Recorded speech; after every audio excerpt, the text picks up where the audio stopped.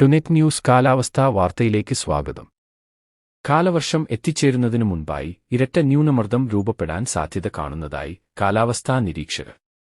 ബംഗാൾ ഉൾക്കടലിലും അറബിക്കടലിലുമായാണ് ന്യൂനമർദ്ദം രൂപപ്പെടാനുള്ള സാധ്യതയുള്ളത്. ബംഗാൾ ഉൾക്കടലിൽ അടുത്ത ആഴ്ചയ്ക്കുശേഷം ഒരു ന്യൂനമർദ്ദം രൂപപ്പെടാൻ കൂടുതൽ സാധ്യതയുണ്ട്.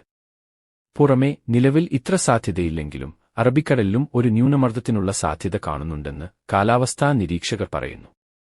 ന്യൂനമർദ്ദം രൂപപ്പെട്ടാൽ അത് കാലവർഷത്തിന്റെ വരവിനെ സ്വാധീനിച്ചേക്കും.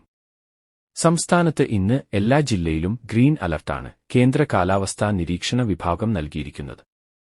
എല്ലാ ജില്ലയിലും ഇന്ന് നേരിയ മഴയ്ക്കുള്ള സാധ്യതയെ കാലാവസ്ഥാ വിഭാഗം പ്രവചിക്കുന്നുള്ളൂ. നാളെ മുതൽ ചില ജില്ലകളിൽ ഇടത്തരം മഴ പ്രവചിക്കുന്നുണ്ട്. അതേസമയം മഴസാധ്യത കുറഞ്ഞതോടെ കൂടുതൽ ജില്ലകളിൽ ചൂട് കൂടിത്തുടങ്ങി. ഉയർന്ന താപനിലയ്ക്ക് സാധ്യതയുള്ളതിനാൽ ഇന്ന് 11 ജില്ലയിൽ യെല്ലോ അലർട്ട് പ്രഖ്യാപിച്ചിട്ടുണ്ട്. തിരുവനന്തപുരം, ഇടുക്കി, വയനാട് ഒഴികെയാണ് അലർട്ട്. അതേസമയം 2-3 ദിവസത്തിനുള്ളിൽ സംസ്ഥാനത്തെ മഴസാധ്യതയിൽ വീണ്ടും വർധന വന്നേക്കും. കാലാവസ്ഥാ വാർത്തകൾ കൃത്യമായി ലഭിക്കാൻ ചാനൽ സബ്സ്ക്രൈബ് ചെയ്യുക. നന്ദി.